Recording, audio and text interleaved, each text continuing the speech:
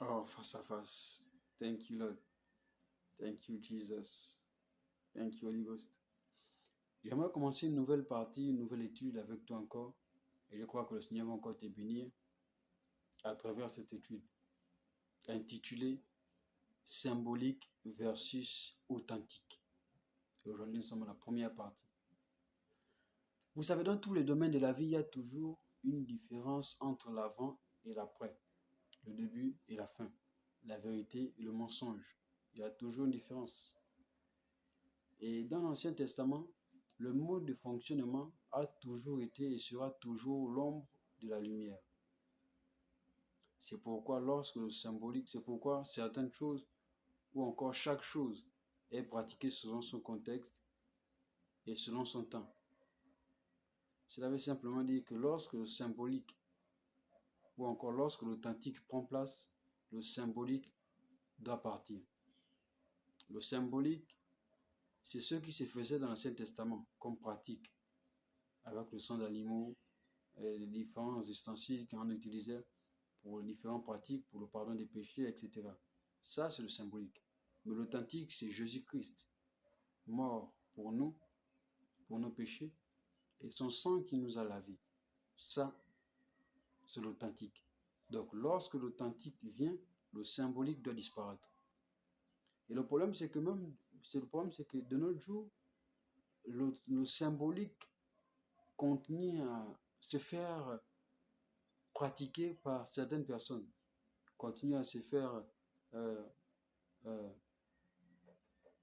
recommander par certaines personnes qui mettent et qui maintiennent certaines personnes dans le noir et dans les ténèbres. Parce que le symbolique n'est pas la lumière, mais n'est que l'ombre. Et donc la question de savoir si dans la nouvelle alliance, nous devons toujours faire usage de la purification avec l'hysope, ou devons-nous nous contenter du sang de Jésus-Christ de Nazareth. Et notre étude tourne autour de ces deux facteurs. Et l'une des choses que vous devez comprendre, c'est que dans la Bible, il n'existe que 9 fois où le mot hysope a été utilisé. Et ces 9 fois ont des raisons précises pour lesquelles le mot hysope a été utilisé. La première raison était pour la purification de la lèpre. Et nous allons partir dans l'ombre, Lévitique chapitre 14, verset 4. C'est écrit ici: le prêtre ordonnera que l'on prenne pour celui qui doit être purifié 2 oiseaux vivants et purs, du bois de cèdre, du cramoisi et de l'hysope. Lorsque vous lisez au verset 6, au verset 49, 51 et 53, on vous explique un peu les différentes choses. Et pour ne pas en fait nous attarder sur tous ces versets, nous vous donnons certaines références sur lesquelles vous allez vous appuyer pour pouvoir examiner ce que nous vous mettons en lumière.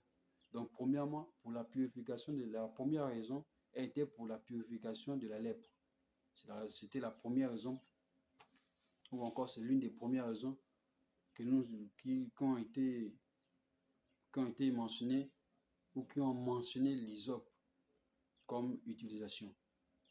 C'était constitué de 2 oiseaux, selon ce que nous avons ici dans Lévitique 14, 2 oiseaux vivants et purs, du bois de cèdre, du cramoisi et de l'hysope.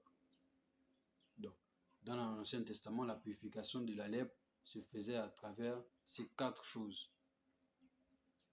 Et la deuxième raison est pour la purification des tentes, c'est-à-dire la maison, la purification des ustensiles, des personnes qui y vivent et les personnes qui avaient touché un cadavre, qu'elle soit mort naturellement ou mort violemment.